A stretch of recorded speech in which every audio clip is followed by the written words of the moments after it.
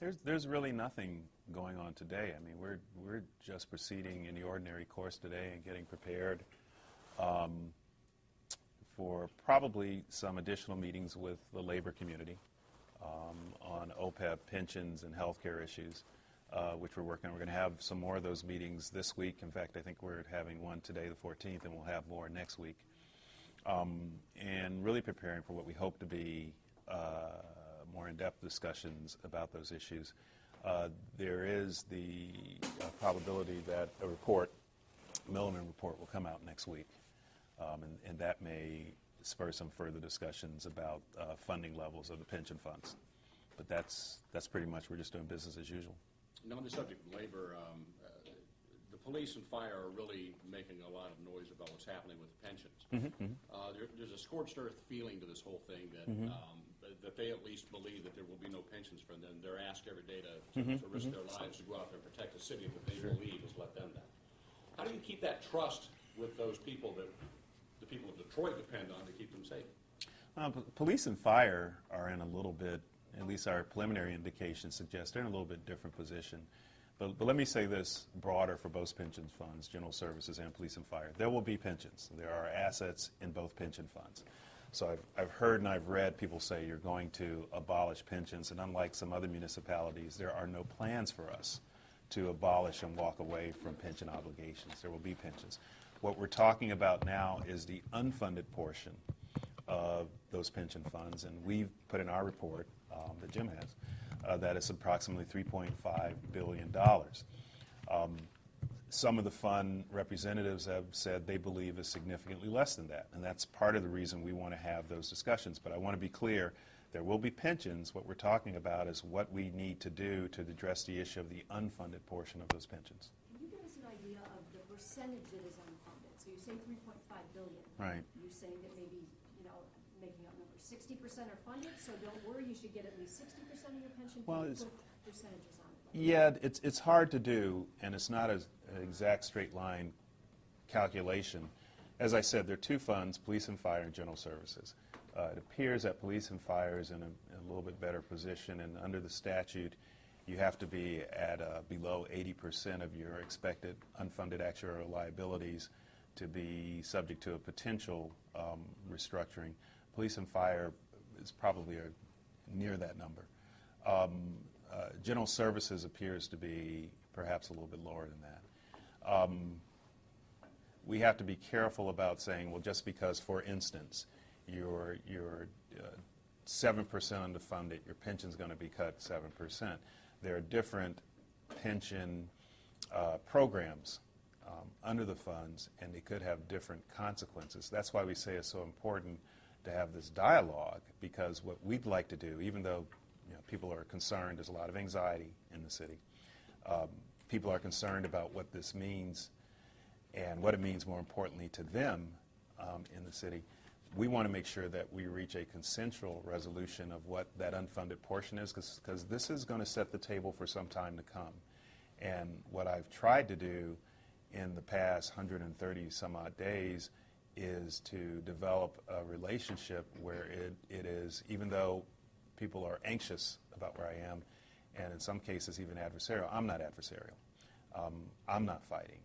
I'm not an advocate or an adversary, and I did that the first 30 days when I came in.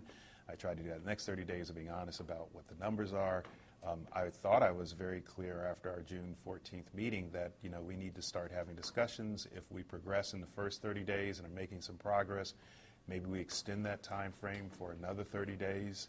If we're making additional progress, I thought I said, as specifically as saying, if there were, for instance, our term sheets or agreements in principle, then we continue going forward. I got sued.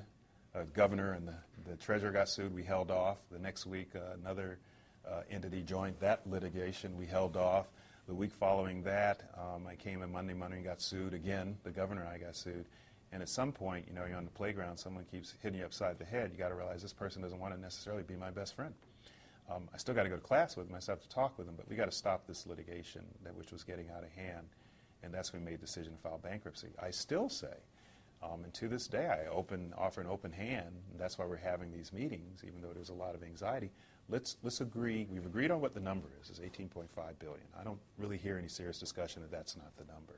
And we have a virtual data room. We've given all interested parties who'll sign an NDA, a non-disclosure agreement, access to that data. Nobody's come back with a different number. That's been out there for a while now. So now let's talk about the unfunded portion of the pension funds, and I think it's 3.5. I don't think anyone's coming in and seriously saying it's not.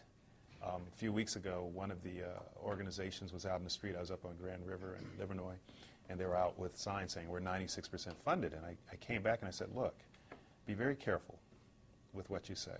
It's not so much me. There are a number of different parties. You know, some of the creditor cohort might come in and say, hey, you've waived your claim, so I get a bigger portion of whatever's being offered because you've admitted you're 96% funded. So be very careful in this environment, and let's have a real dialogue. And I'd like to think that's going to start. So that's why I'm hesitant. That's a long way of me saying, Joanne, that's why I'm hesitant of coming out and saying, you know, it's going to be this number, it's going to be that number, because it has to be an agreed number that we're going to have to live with. And the constituents, both the 30-year-olds that are, say, years off, or the 75-year-olds that are years close, are going to have to live with. So we want to have an agreement. Classic example, you know, I've got 43 unions, 39 or so bond issuers, and 9 insurers. I don't need another opponent. I have a smorgasbord of opponents in this process. But we filed a motion for a retiree committee because we went to the unions. We asked them to represent the retirees. They deferred and said they'd rather not. But we want them. They're 10,000 employees, 9,700 employees, and roughly 20,000 retirees. They need to be represented. So we asked the court to appoint a retiree committee. And back to your question, Jim, about making news, I think that's going to be done next week, around the 20th, somewhere in there. So we're doing everything we can, even as a debtor, to ask for another opponent to make sure that we have the right people at the table so we can reach some sort of agreement, hopefully consensual, and it's one that we're going to have to live with as a city. What if you don't? What do you do? Well, at that point, you know, we'll have a contest in the bankruptcy court about who's right. We'll put up our experts based upon our analysis. I suspect they'll have actuaries and experts that they'll put up, and you know, we'll ask the judge to make a decision. And is it better for the unions to be, when you brought this 96%, is it better for them to take a position that they're close to being fully funded or under? Well, I want to stay away from trying to suggest what's better for them to do. I mean, they have told you all they have a war chest and they want to contest. So they're represented by their folks, and I don't want to presume to try to make decisions for them. What I was saying is, you know, if you want to stand by that 96%, then fine, stand by it. But maybe we want to have a dialogue to make sure it's an accurate number. I'm smelling some news, so I'm Uh-oh. chomping a bit. I'm in trouble now. You said Milliman is coming out next week. It's been the battle of the actuarial reports, Milliman versus Gabriel Roeder. You hinted some weeks back that if these do come in under 80%, you could start to replace some or all of the pension board trustees. Is that your intent? No. Actually, I was in 2 months ago, I was talking to another reporter, Jim, and he asked me very candidly, he says, well, why don't you replace the pension board? I said, well, I want to be deliberative, and I want to make sure we have the data, and I have no intent, and I don't want to be so cynical as to replace the board. He said, you'd have one less opposition. This is before bankruptcy. He said, you'd have one less opponent, because who would you be negotiating? I said, well, I'd be negotiating with myself. And he said, why don't you do that? That makes sense. I said, well, in my hometown of Washington, yeah. You know, if you want a dog in Washington, if you want a friend in Washington, get a dog, and you would certainly take advantage. But I want to make sure that anything we do is very measured and very deliberative and substantiated by the facts. And so I don't have an intent. It's not so much a battle of the actuaries.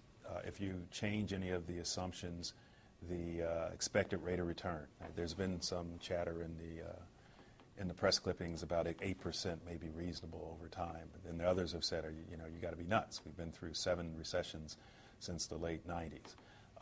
What's the expected amortization rate? In other, how many years are you expected to pay out? 15 years, 20, 30. Okay, you have to have a discussion about that. What's the unfunded actuarial liability? How much money is really due? As I said in my report, we missed paying $100 million as a city this year. We pay $31 million of a $131 million obligation. So we know there's at least $100 million that wasn't made since I've been here, which is always so. But we estimate there's probably around $600 million city hasn't paid in recent years. You know, if you just do the estimate of net present value, in other words, if you had put that money in investments, say, just, you know, anybody can do the math. If you'd taken that money and invested in a Dow Jones Industrial Index fund from 2009 to now, well, we're approaching 16,000. We were at 9,000, okay? It would have been a tremendous rate of return under the right. So you have to make assumptions about what you're going to do. So that's why we're waiting to see what the report is. The prior Milliman report, which I think you're looking to there in the blue paper, was based upon derivative information that was produced, I think, after 2011 and 2012. We want to get current information and make sure. So we're being very careful,